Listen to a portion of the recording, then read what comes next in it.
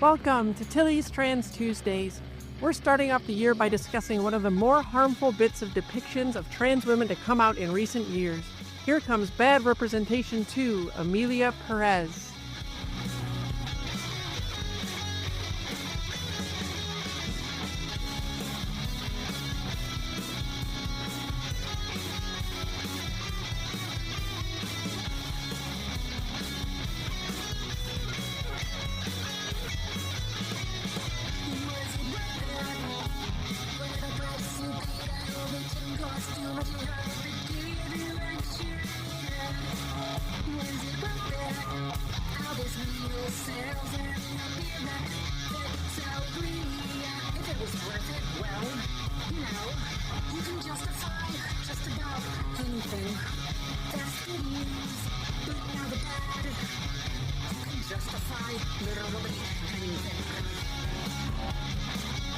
Hi, I'm Tilly Bridges, your host, and I'm joined by my writing partner, my best friend, my wife, our token cis representation, the lady who'd never repped me wrong, Susan Bridges.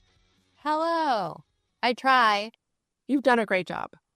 I get very aggro when people stare. You do. But that's not repping. Anyway. All right, let's move on.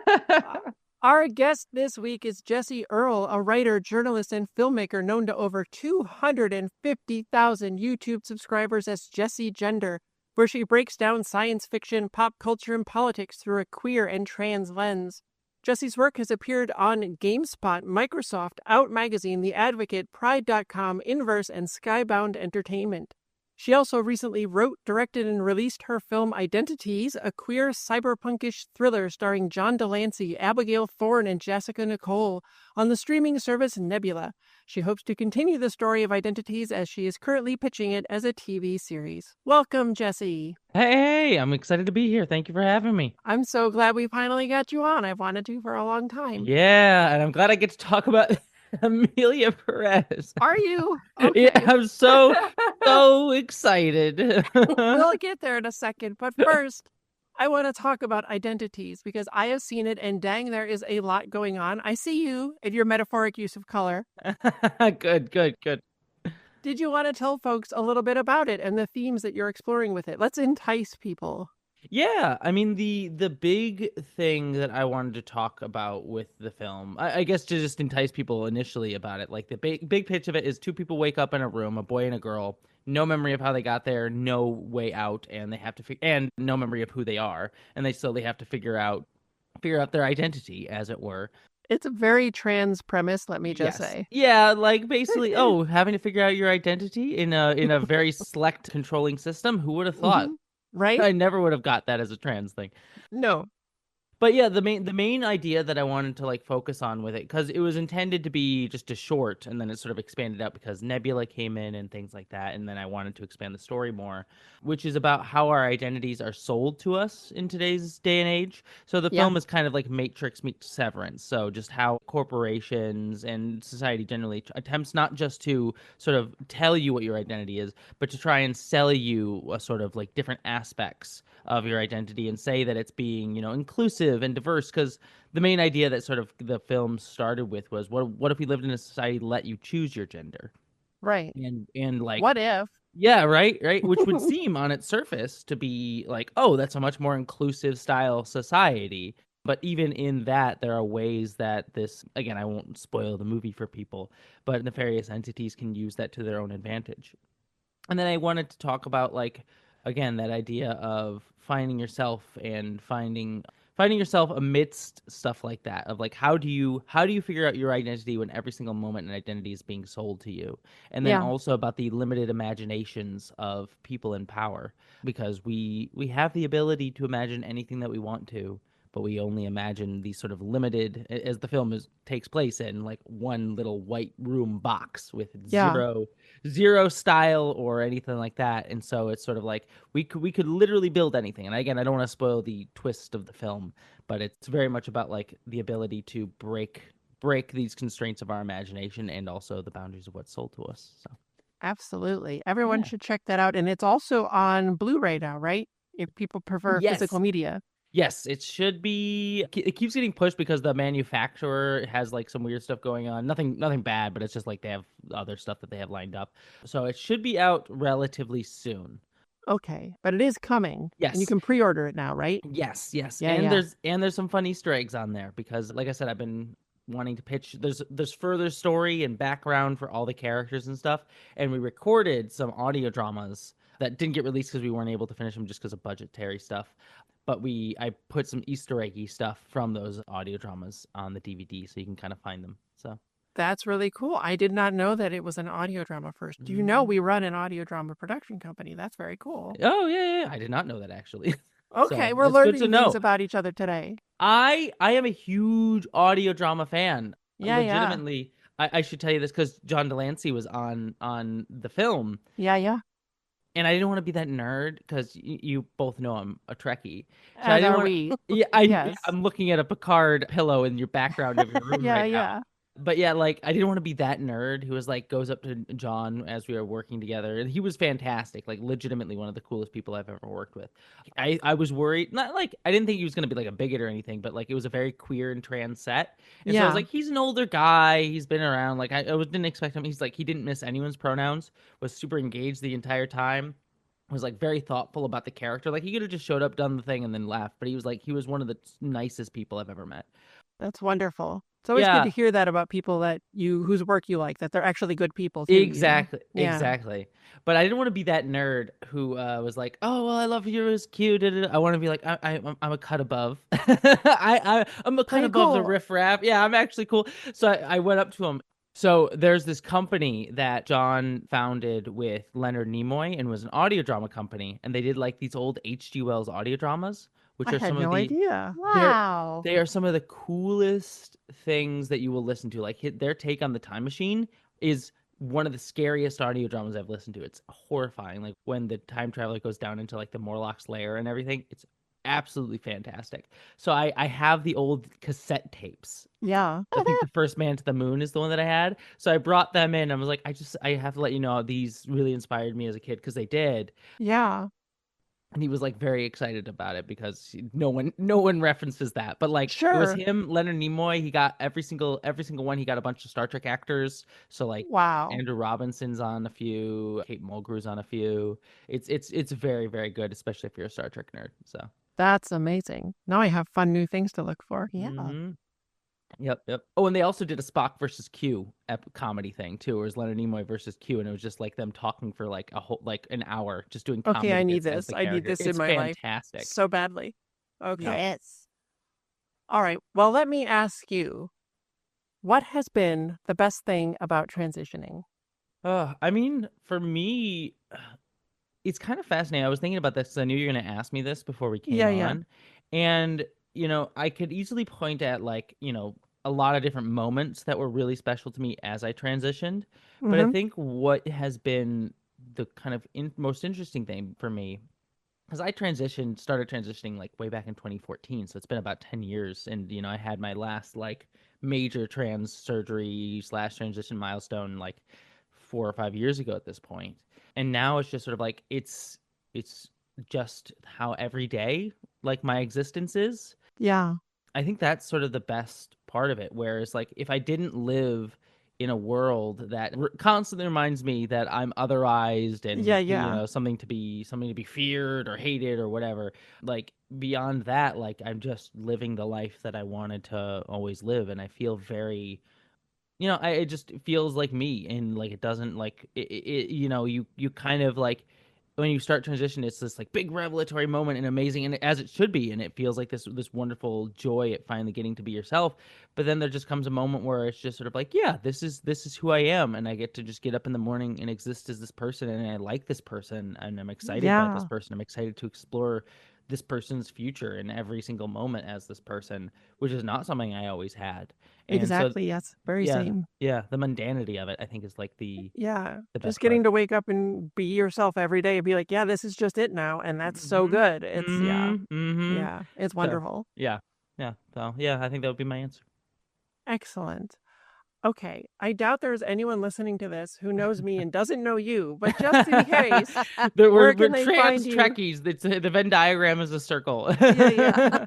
Where can they find you online after listening? You can find me at Jessie Gender, which is my main YouTube channel. On Nebula, as you mentioned, that's where Identities is. And I should also hawk my own podcast right now it's called the Jumpgate Podcast, because me and my co-host Vera, we're rewatching all of Babylon 5, but we're just about to finish that. We've been going through that for the past 2-3 years, so we're jumping over to the reimagined Battlestar Galactica Okay. show, and the podcast will be called, sort of skirting the edge of your PG-13 sort of rating for this podcast, is called Frack This Podcast. Oh, so, frack is fine. No, frack exactly. that is PG-13. We can use frack. That's exactly why Battlestar Galactica used it. So yeah. I remember when I was a kid, them using that word all the time. I was like, yeah, this is cool. And I'm wondering now, as I'm going to watch it as an adult for the first time, if it's going to be like, oh man, this is this is very cheesy. I'm excited. Excellent. All right, so let's get into this week's topic. Emilia Pérez was a movie released in 2024 about a Mexican trans woman written and directed by a French cis white man, Jacques Audiard, based on a book written by Boris Razon, also a cis man from France. If any of that gives you pause right up front, well, it should. I'd heard the movie was about a trans woman, so I was intrigued and added it to my list to check out. And then I heard it was about a trans woman who's a cartel drug lord, and my heart kinda sank because already I felt like I knew where it was headed. But I went into it with an open mind. I'm a screenwriter. I've trained myself to approach all art on its own terms and give it all the chance. But I'm also a trans woman, and I know how cis people writing about trans people often goes. See the Trans Tuesdays on Bad Representation, Lovecraft Country at Tilly'sTransTuesdays.com. I should say here too, like when I first heard about the movie, I was like, oh, because I always keep arguing for, it's like, we need more messy trans representation. Sure, so like absolutely. a drug lord trans rep, I'm like, cool, that could be interesting. Did not go that way. Yeah. As I was watching it, I just felt my heart sink with every passing minute. I think we weren't even 20 minutes in when the first "what the F, not complimentary" escaped my lips. I was just going to watch it and note a few things afterwards, like I always try to do for my trans rep and media reports. The new ones are coming in the next few weeks. But I ended up taking multiple notes in spite of myself, because so much of what I saw was so damaging and dangerous, and I'm so tired of it. And then I thought I'd just talk about it in the trans representation in 2024 movies and TV episodes, but the more I thought about it, the more it felt like I needed to talk about this movie on its own first. Because it won multiple awards at the Cannes Film Festival, and as of this writing, it's shortlisted for a nomination for multiple Oscars, including possibly being France's official entry as a country. And it just got a ton of, I think, the most nominations out of any movie for the BAFTAs this year. The BAFTAs, and also, yeah. I think a Golden Globe nomination, or at least a couple of them, yeah. Yeah. Yeah, I did just see that BAFTA thing. Yeah. Cis people love to pat themselves on the back for telling terrible trans stories. And again, if a movie about a Mexican trans woman being submitted by the country of France isn't sending up some alarm bells. Very briefly, it's the story of a trans woman cartel leader who hires a lawyer to help her transition and what happens after that. It is also a musical, and it's a very weird musical. But let me make something clear here. That it's a weird musical is a point in its favor with me. You can read more about it at a link in the show notes. But I love weird stuff that takes bold swings, and I was actually really impressed with Carla Sofia Gascon, the trans woman lead actress who plays Emilia. She was really great with what she was given to work with. The problem is that what she was given to work with is super problematic. Okay, so Jessie, before we get into the specific problems with this movie, what was your overall impression? Like, did you have that same sinking feeling as you were watching it, as it just seemed to get worse and worse in terms of the rep? Yeah, because I agree. You were sort of saying, like, going into it with an open mind. Yeah. I when I first heard, because I heard about this way back, because I have friends who go to Cannes, and they didn't tell me they had seen the movie. Otherwise, I would have like interrogated them more. But like, oh, I heard about this one. I'm like, you might find it interesting. I'm like, oh, okay, like a messy trans woman, bad character, and it's a musical. I'm like, that's really weird, and that could be up my alley. Right. but when I went into it, I had the same exact reaction as you because I was taking notes on it because I was like, oh, I might do a video on this for my own Sure. channel, which I am end up going to be doing. And I just was like literally half my notes are what the hell the entire time. And what shocks me most about it, and we'll get into it as we go into it, is Yeah. like I initially thought it was going to be like, okay, they'll get a few things wrong, like okay, they'll dead name the character when it's inappropriate, or get stuff wrong, or like overly focus on surgeries. Yeah, And yeah. then we'll get to that part because that's a whole thing in It there as sure well. is. Yeah. But like, what is worse to me, and again, we'll talk about it, is like the underlying narrative of the film Yep. is incredibly just leaning into all of the harmful tropes about what it means to be trans. And while the movie is doing this whole like pitying, sympathetic, like we really care about trans people, aren't they so wonderful? It's trafficking in all the tropes that underlie a Exactly. lot of the turf rhetoric, a lot of the anti-trans rhetoric. And yeah, it is that's what shocked me most. It's not like surface level problems with this film. It is like the Right. underlying like themes are deeply anti-trans, even while it tries to sell itself as super trans friendly in Yeah, a it condescending way. fundamentally does not understand what being trans is, which we're Mm-hmm. going to get into. Now, to be fair, I'd heard that the movie fixed some problems with the book it's based on, namely that in the book, the cartel leader goes on HRT and has gender confirmation surgeries simply to avoid being caught for their crimes. Given that, I'm willing to take folks' word on it because I'm not going to read that book. And I mean, a bar that's like, well, the source material was even worse. Right? Not great. Yeah. Honestly, I don't actually believe this, but I was writing in my notes as I was writing. It's like there's a part of me that's like, I almost wish they had kept it that way because at least you could have done the silly Silence of the Lambs thing where it's like, well, they're not really trans, so it's like still horrible, still terrible, but like the way this movie goes, it's just like, oh, let's just say all these things about trans people. It's like it still would like that version would also be really terrible and terrible in its own way. It's just a different kind of terrible. Yeah, yeah. Right, because if a cartel drug leader goes through transition just to Mhm. escape the law, that means that they're not actually trans. And that Mhm. conceptually perpetuates the trans women are really just violent men in dresses trope that transphobes use Mhm. time and again to legislate our rights away. Yep. And also like, oh, they're pretending to be, they're tricking you, that sort of thing. Exactly. Which Yep. and it like to go, oh gosh, the Silence of the Lambs trope. I don't know if you've talked about it on your podcast before, but like one of the things that movie does is Buffalo Bill, the villain of that movie, is clearly like trafficking in a lot of those like men in Yep. Yep. drag tropes are evil Hmm. killers sort of thing. But they say there's a line that a lot of anti-trans cis folks like to point to where I think Anthony Hopkins says like, well, he's not really trans. And so people are like, well, there you go. That means none of this is harmful to trans people because he said it's not really trans people. And so that kind of like places it into like, well, you're still perpetuating all of these tropes about trans Exactly. people. Mm. And like if this movie had done something similar to that, like it would have like been an entirely slightly separate conversation and been slightly different, like still perpetuating those same harmful tropes. But like what this movie is doing, as we'll get into, is like this is a trans woman. We cast a trans woman to do the thing. But then it's saying like, oh, but all of these underlying things that we'll get into are like natural part of being trans, which is Right. even more like That's essentializing and messed up. so, yeah, it's such a problem. Yeah. Imagine being a cis man and thinking that was a good book for you to write. Imagine being another cis man who thought that was a great concept to turn into a musical. Woof! To the movie's credit, they present Emilia as a trans woman who quote unquote always knew she was a girl since childhood and is actually trans. And in movies like this, so often, cis men are cast to play trans women and thus even further perpetuate that we're nothing more than men in dresses. Mhm. Listen to episode 4 of this show on trans roles and stories for more on how and why that's a horrible thing to do. Not all movies about trans people made by cis people come out bad. I talked in episode 52 on Trans Rep in 2023 movies and TV about Monica, which is a very good movie starring Trace Lysette. The writer and director of Monica at least brought Trace on board to consult, though he really should have made her a co-writer and co-director at minimum, but her involvement behind the scenes showed. I can find nothing that says Carla Sofia Gascon was allowed to help shape Emilia Pérez in any way, and let me tell you, it also shows. And I cannot imagine telling a story about someone from a marginalized community and thinking you don't at all need their input on how to do that or if you're getting it right.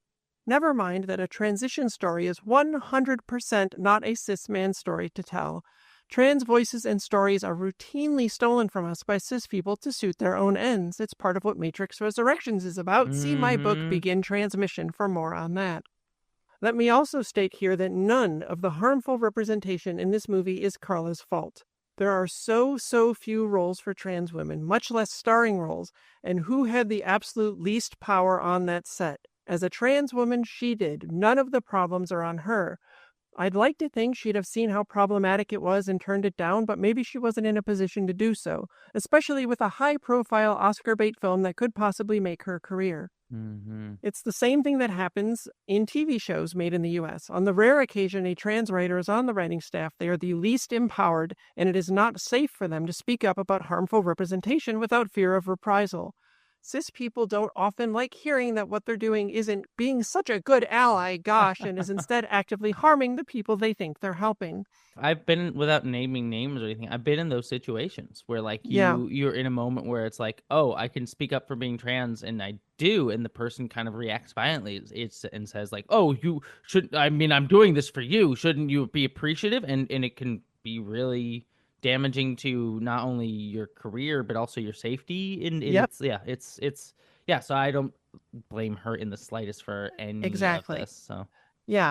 So like a lot of sensitive people in LA, let me tell you. Well, yes. Yeah. Oh, believe me. Well, it's a lot of ego that is the problem. It's a lot of like, I can change the world with my story. I can write about these people and change everything. And if you tell them like, hey, maybe let us be a part of that story, or let us tell that story point blank, they'll get very violent about it, whether like violent in the sort of political way or career way.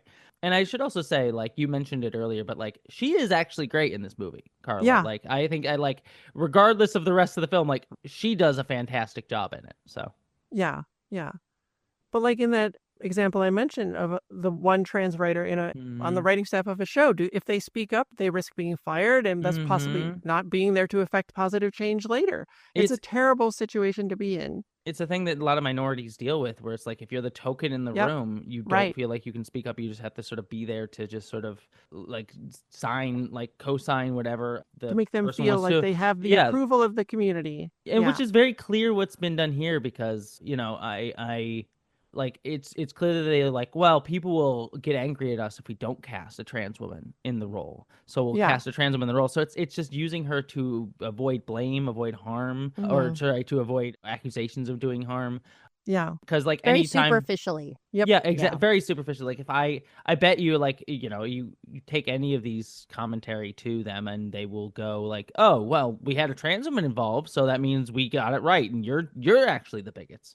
Yeah, exactly. Yeah, and writers from all marginalized communities face this to some degree in Hollywood, which is still overwhelmingly run by cishet white men. Please see the link about that in the show notes.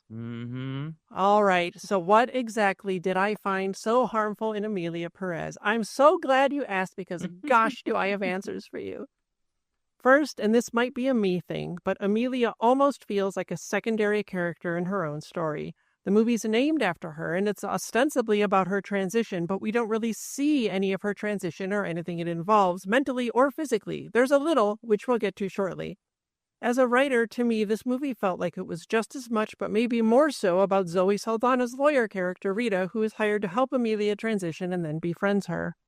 It's a condescending choice, I found. Yeah. Because it is like...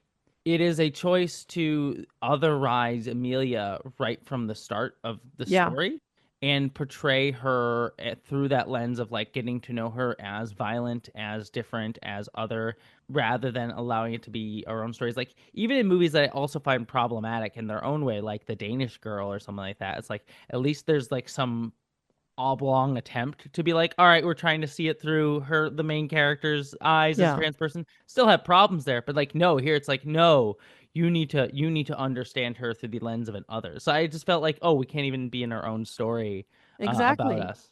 Yeah, it is wild to me that a movie that is, again, supposed to be about a trans woman and her transition takes a back seat. And she has to play second fiddle, or at best co-first fiddle, with a cis woman who is just so brave and such a good ally for helping this trans woman drug lord. It feels like a very cisgender-centered point of view, right? That's often what you're going to get when you have a cis person trying to tell a trans story that they have no business telling. And this is one of the reasons why. Again, to be fair, those were my personal impressions. I think they should definitely count for something as a trans woman screenwriter, as this is my exact wheelhouse, but let's set that aside. Let's do what I do when I watch any new movie or TV show, take it on its own terms. There's an early scene where Emilia, pre-social transition, meets with Rita, Zoe Saldana's lawyer character, and says she wants to hire her to help her transition to a woman. Rita says it's not an overnight thing and takes time. Hey, that's good. And then, pre-transition, man presenting Emilia opens her shirt to reveal she's been on HRT for 2 years and has already developed breasts. Rita gasps. I've seen some folks say this was a gasp of disgust. I've seen some people say this was a gasp of surprise. What I want you to know is that either way, this is showing transition as a surprise and something to be shocked by. It's showing you trans people are duplicitous. See what she was hiding from you? Also, this trans woman is a violent drug lord. Can you even trust her? And yes, you can say maybe nobody would trust a violent drug lord. That's not transphobic. But I will remind you of what I say in basically every trans allegory write-up that I do. Everything you see in a movie or a TV show is a choice made by the creators. It's not made in a vacuum. It's not beyond questioning. The writer and director of this film chose to tell a story about a trans woman who was a violent drug lord. She could have been literally anything else. This is what he picked. I also should do, before we get too far away from that moment with the breasts reveal, Yes. it's also and this will be even more focused on the focus on trans bodies and this sexualizing aspect of it, of oh, this proves you're trans. It kind of has that transmedicalist sort of underlying thing to it of which there'll be a moment later on that's extremely transmedicalist that we'll get way to. Into that. Yeah. But this is the first initial thing of it. It's oh, you're only legitimately trans because you have done some sort of physical transformation, medical transformation, right? Breasts sort of under oh, you're actually serious because you have breasts. So the bigger thing is the duplicitous nature. I agree with you, but I think this is an early indication of the underlying transmedicalism throughout this first third of the movie. Yeah, it absolutely is. And there's also something else to be said for the fact that she opens her shirt to show them. And it's even if you felt you needed that moment, she could just say, I've been on hormones for 2 years. You don't have to have her open her shirt and surprise somebody with it, right? And that was a choice. It goes to this idea that our body parts are not our own, because no woman, cis or trans, would ever just reveal their breasts to some stranger, to a lawyer they just hired. Yeah. Right? It's what? Yeah, especially this character who's in a very vulnerable position too, is if people find out about me, I could be killed or whatever, which is a whole point that they make here. But yeah, it's something that happened to me too when I was younger. There was this, when I was first transitioning, there were people that would point out oh, you have breasts or da da da da da, and and it's well, they're not real because these are breast forms that you're using to give your body that shape, or you just started transitioning, so they're not that big. Da da da da da. Sorry to be a little bit on the TMI side, but it's this this element of oh, but this is my body and this is how I am, this is me. Don't dismiss my body. And so it's this weird thing where this character is treating her own body in this very dismissive way that a cisgender person would sort of view a trans person's body as, whereas no trans person would ever view their body that way. Exactly. And trans people can be villains, by the way. We should be, because we can be any kind of character. But I'd argue that until cis people demonstrate they can write us as villains without damaging all trans people, however, maybe only trans people should be writing trans villains. Because even though the movie doesn't have Emilia transition to escape justice for her crimes, her transition is inextricably linked to it, and they thought, in the present horrific climate trans people are experiencing in this world, that presenting us as a violent criminal was a good idea. I can't imagine the thought process there other than to think not a second thought was given to it, which is not what you'd get if a trans person was telling this story. Right, because the first time we meet Emilia, you're supposed to be terrified. Right, yeah. Yeah. This is a dangerous human, duplicitous person. Yeah, well, the entire film is that part of the, I don't know if you get into it, I forget if you get into it later, but every time, especially in the first half of the film, that Rita encounters her, it's fear. There's initially it's fear at the start, but as her bag, the guys, her goons sort of come and like grab her. And then every time after that where that happens, Rita has like an actual trauma response to Yeah. Emilia. It's really messed up. Yeah. Okay. Early on, there is a musical number full of trans people, story-wise. I have no idea if any of them were played by actual trans people because they were in a musical ensemble. And a doctor who performs gender confirmation surgeries singing about how wonderful plastic surgery is and how they all love it. And to me, it really trivializes that these procedures are vital and life-saving. They're not goofy or just for fun. It also treats it like something every trans person wants and does, which is hugely problematic in its own right. The movie sadly does this a lot. Kind of presents Emilia's transition as the only way to do it, likely because the cis man writer and director literally doesn't know that's not true. As a perfect example of this, lyrics in the song go on about going, quote, from man to woman, woman to man, which ignores that non-binary people exist and treats trans women like we were men and trans men like they were women, and that it is only the surgery that changes that. This is 100% transmedicalism, discussed in episode 60 of this show if you need more. And here it's being presented to a wide audience of largely cis people, because cis people are the largest audience for anything because they outnumber trans people by such a wide margin in the population. And they're showing that this is what transition is. I actually think a goofy musical number about gender confirmation surgery could be effing amazing in the hands of a trans person who understands it and what trans people go through. In the hands of a cis person, it became a weapon that perpetuates some bad, bad shit.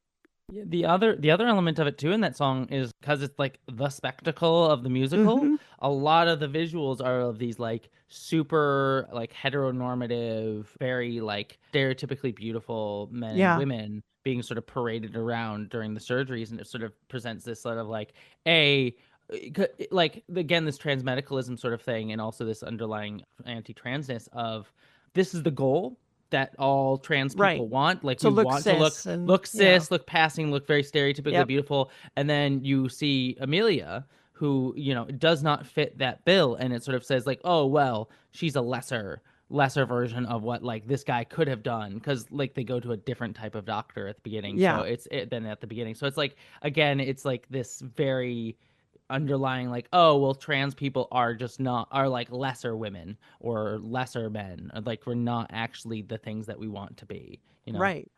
And we get right into that now when Rita goes to meet the surgeon who will perform Emilia's operations, and he says he can't change a patient's sense of self. Quote, if he's a he, he'll still be a he. If he's a she, she'll still be a she. This is actively transphobic and saying even with surgery, a trans woman is still a man mentally. It's appalling when mentally we've always been our true gender. This is again perpetuating the horrific real-world violence we face, with transphobes thinking trans women are quote-unquote really men.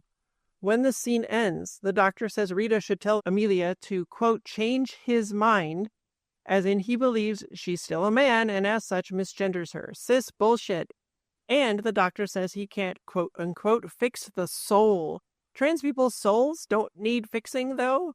Rita then says that fixing the body fixes the soul, and fixing the soul fixes society. That's some weird, contorted cis justification for helping trans people because it might help society, but that's not our job. We just want to exist as ourselves. It's not on us to fix transphobes' hearts. And this is the theme of the movie, and it is messed up. It sure is.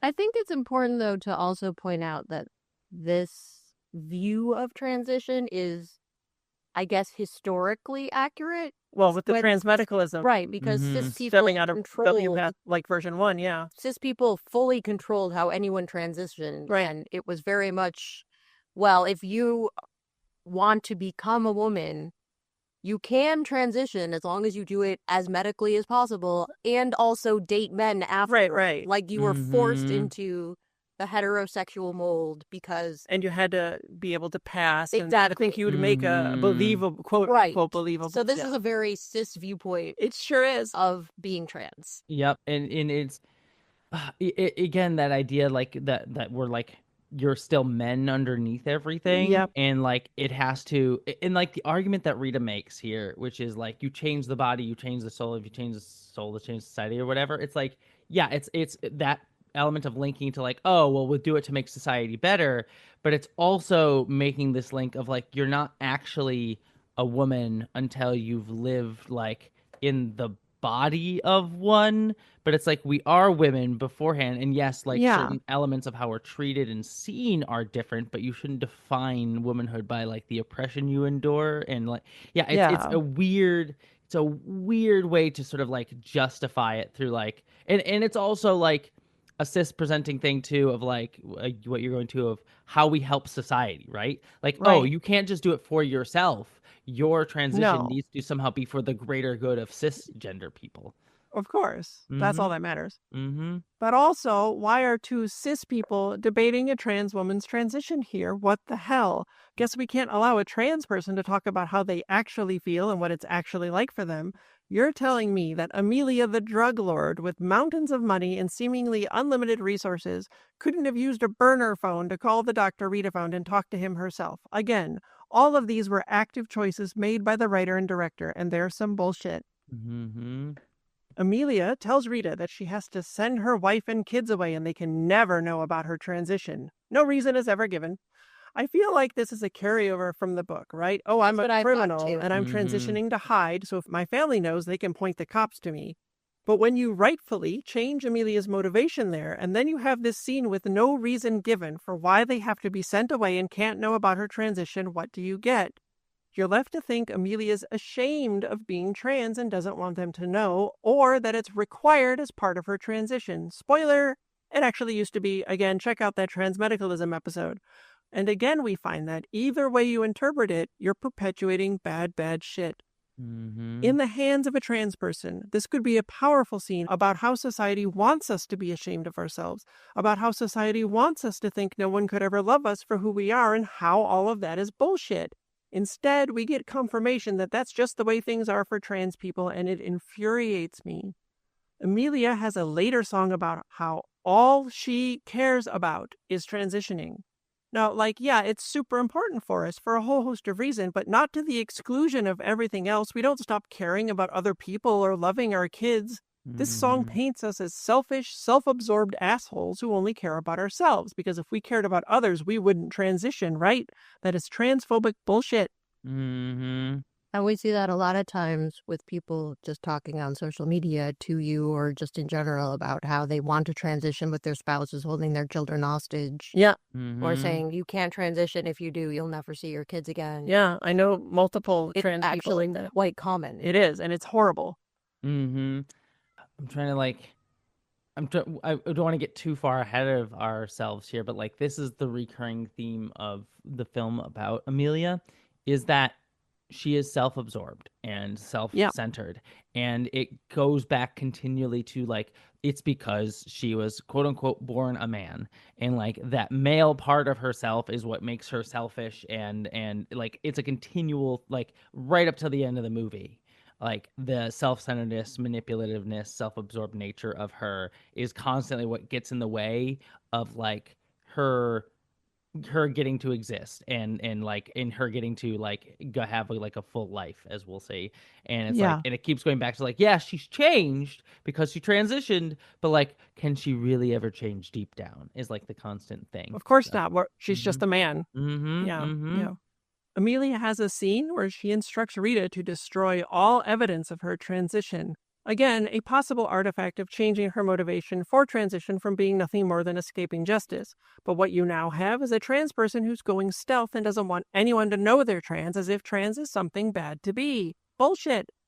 Emilia then apparently has all of the surgeries at once. Yeah. And her face is entirely covered in bandages, and she uses a hand mirror to look at her crotch. Then suddenly she's out of bandages and putting on women's clothes, and it's all over. As if it's that easy and not an incredibly lengthy and difficult process. As if it's a quick switch you flip. And before this, I was like, they're going to wave a magic wand, aren't they? They did. Do it. They did. They show none of her adapting to it, or how it affects her, or what it means to her. The movie immediately skips ahead 4 years, so you miss all of that. It's the kind of stuff that feeds into the teachers are going to trans your kids at school, and you send your son to school and he comes home a girl bullshit that transphobes use to gin up hatred toward us. Mm-hmm. So when I said earlier that Emilia and her transition, which again is what this movie is supposed to be about, plays second fiddle, this is what I mean. And on the one hand, I'm kind of glad, because given what we've seen already, I would not trust this cis man writer-director to get any of it right and not perpetuate more misinformation and harm. But in not showing what it's actually like, he still perpetuated misinformation and harm. This is why cis people need to stop taking trans stories from us. Yep. Then, years later, post-transition Emilia shows up to surprise Rita at a dinner party in a "you didn't recognize me, but this is me now" way, again playing up the trans women are liars and tricksters aspect, and the "we're just a surprise to cis people" angle. And Rita is very scared. Yeah, that was the Yes. thing I was going to Yeah. mention. Rita has a trauma response. Like, to, oh, you've come back to kill me or something. Yeah. Yeah. And then it gets this idea. It starts this like theme in the film of Amelia is like, no, look, I've changed. I'm better now. Like the whole song that she has there is like, no, I came here to thank you, and then I also still need you. Yeah. So it's not just I want to I need to use you for something. But so there is still a duplicitous nature even within the like, no, I've changed a bit. Yep. But it like goes this idea of like, oh, has a trauma response, but look, she's a woman now, so she's better, as if like it's fixed everything, but really, really deep down, there's something else going on. Is again Yeah. the theme. So. If you're not familiar, listeners, one derogatory term for trans women is traps, as if we exist only to lure cishet men into a trap because they think we're cis women, and then when they go to have sex with us, surprise, we trapped you into doing sex stuff with a trans woman. Which I think scares so many cishet men because they worry it somehow makes them gay, when in fact being attracted to a trans woman is the most straight thing a cis man can do because we are women. And you can draw a straight line from the portrayals of us as quote-unquote traps and tricksters to things like the trans panic defense, which there's an essay about at TillysTransTuesdays.com. It is a mess. Emilia later decides she can't live without her kids anymore, so Rita brings them to her in Mexico under a story that Emilia was their dad's cousin. Emilia's wife and kids do not recognize her, more lies and secrets from trans women.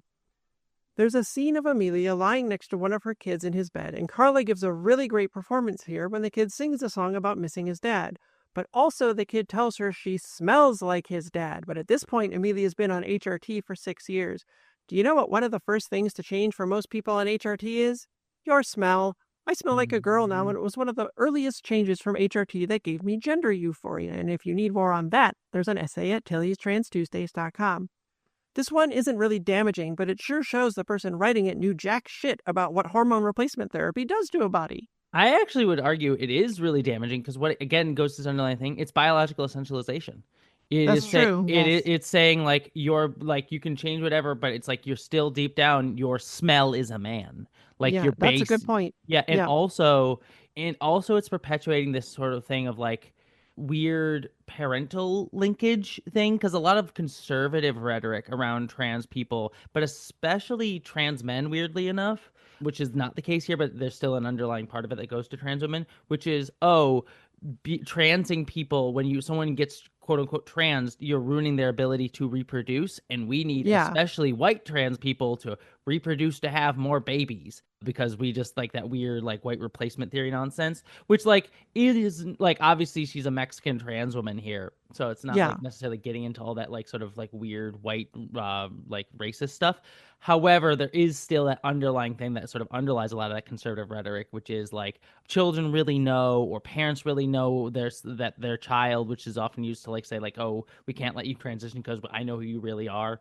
Right. But also like their kids have an innate connection to their parents, that deep down they know who they really are, and again in this very biologically essentialist way. So I would argue that this song, like again, Carla is giving a fantastic emotional performance reacting to this kid, and like and the kid's like, I miss my dad and everything, but like the song itself is like biological essentialist and trafficking in like some of the same conservative sort of underlying notions that are used against trans people.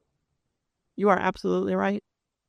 Emilia has another song later about how she's, quote, half him and half her, and doesn't know who she is.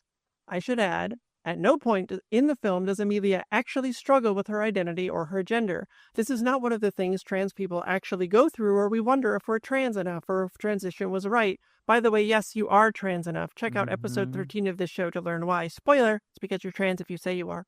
It makes zero sense for this song to be where it is in the movie with no other context. It feels like it's doing nothing but adding to the, quote, trans people are just confused nonsense that's used to take our rights away because we can't really know who we are or what's right for us. It perpetuates more bad shit. Mm-hmm. There's a portion of the movie where Emilia gets mad at the thought of losing her kids, and when that happens, her voice drops. Not to just being unmodulated or what have you in the way that can happen when we're stressed or upset. Monica, by the way, does this brilliantly. But her voice becomes the exact same as the one she used pre-transition at the beginning of the film.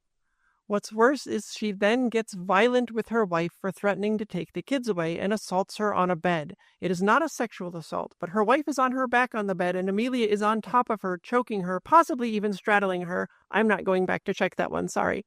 And speaking in her pre-transition voice in anger. And if you don't see this as directly perpetuating the trans women are violent men in dresses trope that is being used to ban us from public bathrooms and schools and take our ability to exist in public away, I don't know what to tell you. This perpetuates so much more bad shit. It also it's again that underlying theme of Emilia has not changed deep down. Like, it's this constant theme that the movie has of like, oh, you can transition, you can try to run away, but deep down you are still a man, you are still the same. So like there's this constant, like, throughout the film there are moments where she's speaking with her ex-wife, and you see these moments of like supposed growth of like, Yeah. she's not jealous of her wife like going out with another guy. Like, she says, I cheated on my husband, which is Emilia, but she doesn't know that yet at this point in the movie.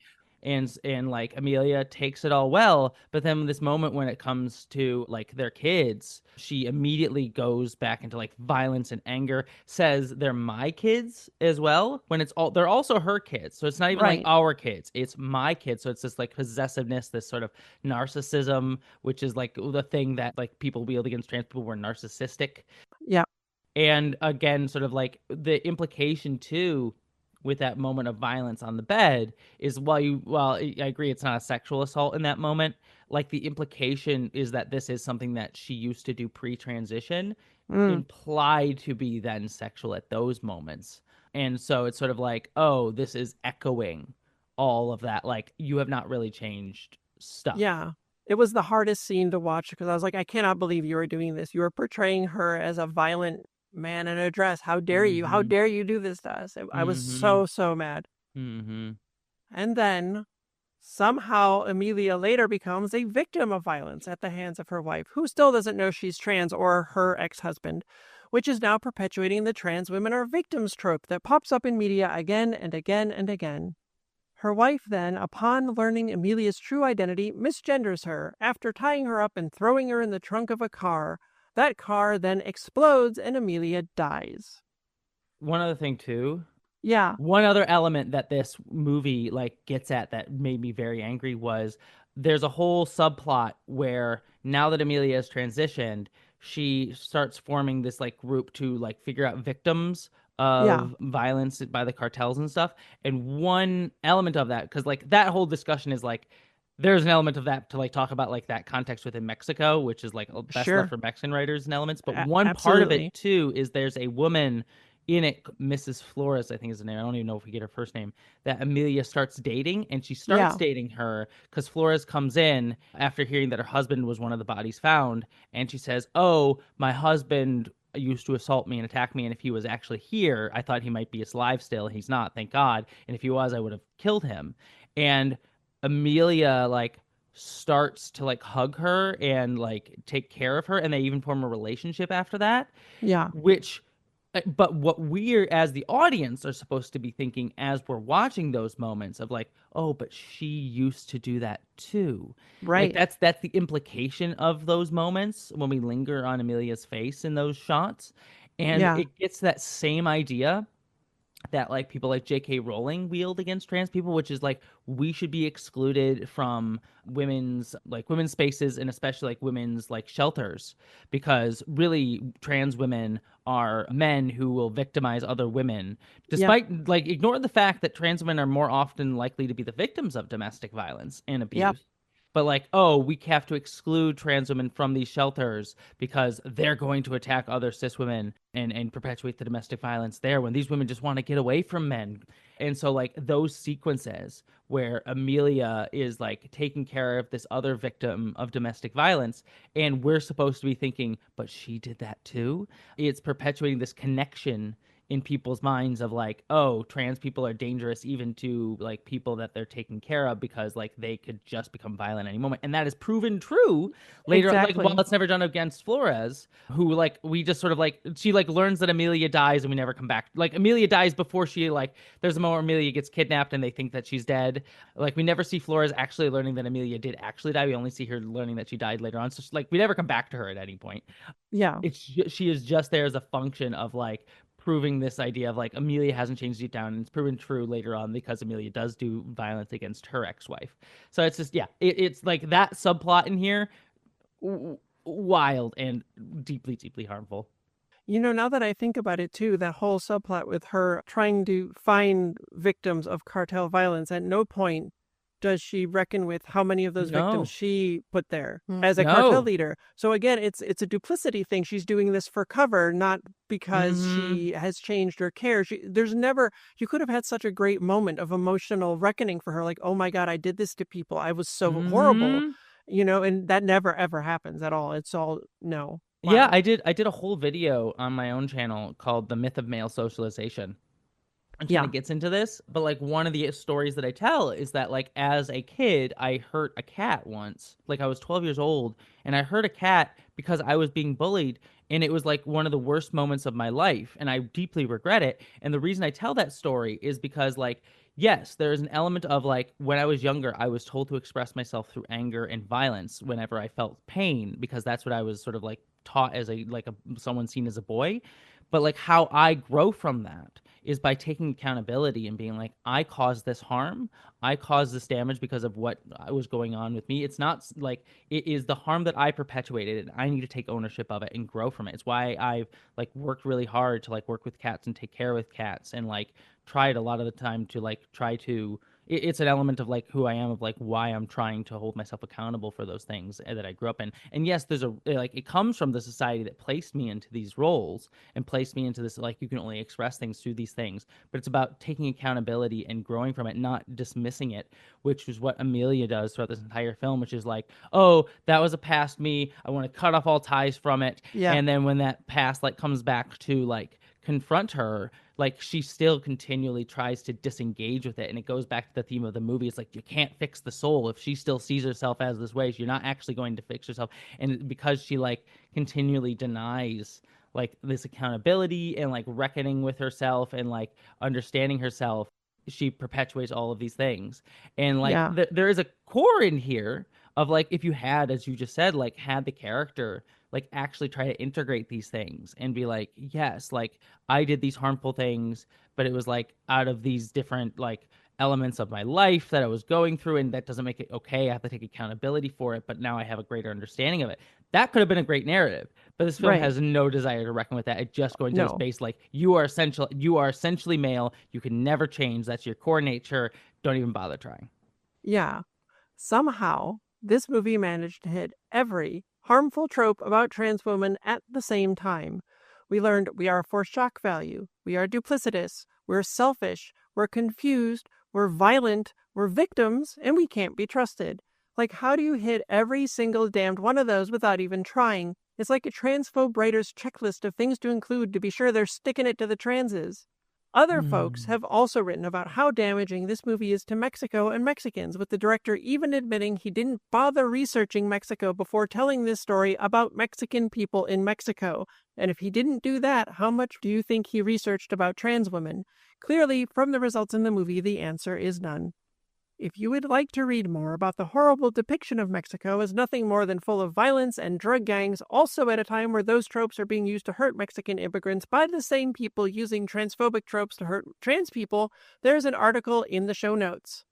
There's a link to another article in there that outlines a lot of the issues with this movie. And there's also another link in the show notes from GLAAD, who felt the representation in this movie was so bad that they had to write about it and the harm it's done. And it also collects a lot of other quotes and statements from trans and queer reviewers who are just as appalled as I am. This movie perpetuates every bad lie you've ever heard about trans women and confirms for transphobes everything they think they know about us. I don't give a shit about bigots. But think about what this movie is going to do to the people who just don't know much about trans people but have heard the propaganda. This is going to confirm all the bullshit lies, and it could make them support the people trying to take our rights away. When you tell a story about a marginalized community you don't belong to, you have an obligation to do no harm. But you also better think long and effing hard about whether or not it's your story to tell. No cis white man has any business telling a story about what it's like for a Mexican trans woman to transition. If you think that's an important story to tell, hire a Mexican trans woman to tell that story. I assure you they exist. This is what happens when our voices are stolen. This is what happens when our stories are appropriated by people who don't understand us and don't care to learn and think they know us better than we know ourselves. And it has got to stop. Thank you for being here, Jessie. Thank you for having me. And I do want to say one thing, too, on this, like, that powerful ending statement on it is, like, it angers me most with this movie. Like, it's getting all the awards attention. Yeah. It is cis people patting themselves on the back for saying, oh, we told the trans story, when all you've done is perpetuate your own implicit biases and tell every single trans person out there that even the people that supposedly are trying to, like, say they have your back are actively willing to profit off of you, exploit you, and peddle in the same narratives as the people who are attacking your rights. So really, all you've done here is pat yourself on the back, make yourself feel good, while actually causing demonstrable harm to the trans community, as you said. So, like, it's just the awards nomination, and, like, we're recording this right now before, I don't know if this will release before the Oscar nominations get released, but I swear if this gets Oscar nominations and then movies like, you know, The People's Joker or I Saw the TV Glow, which are like these deeply trans narratives that deserve also those awards, don't get nominated, and it probably won't. This movie will probably get a bunch of nominations. It will deeply, deeply anger me. So. Me too. We'll be angry together. So sorry, I didn't mean to take it because your ending was super powerful. But no, it's totally fine. Because that's the thing that just boils my blood about this movie. Yeah, same. Art can change the world. The question is, do you want to change it for the better or worse? Hire more trans writers. We need these gigs. The world needs our stories told by us, maybe now more than ever. Tilly Bridges, end transmission. Tilly's Trans Tuesdays is hosted by Tilly Bridges and Susan Bridges, with audio editing and sound mixing by Jillian Morgan. The written essay version of this week's topic and all past topics is available at tilliestranstuesdays.com. Special thanks to Daisy and Jane for the use of Sorry Not Sorry as our show's theme music. Please stop by and show your support at daisyandjane.bandcamp.com and soundcloud.com/daisyandjane. You can find me at Tilly Bridges on Bluesky and on Mastodon at tillybridges at mastodon.social, and you can find Susan on those at Susan L. Bridges. You can find Jillian at Audio Jillian on Bluesky. You can join the Tillyverse Discord server by following the link at the very bottom of tilliestranstuesdays.com. We hold regular watch parties for the Matrix films and other trans movies where I do a live Q&A, and it's blossomed into a wonderfully supportive, compassionate, kind community of friends. We'd love to have you join us. If you'd like to keep up with all the writing that Susan and I do, you can sign up for our newsletter at birdguestbroadcast.com. If you enjoy this show, please take a moment to leave us a rating on Apple Podcasts. The largest segment of our listeners find the show there, and more reviews equals a higher profile, which means it will reach more of the people who need it. Thank you for your support. For more information, visit pendantaudio.com. Thanks for listening.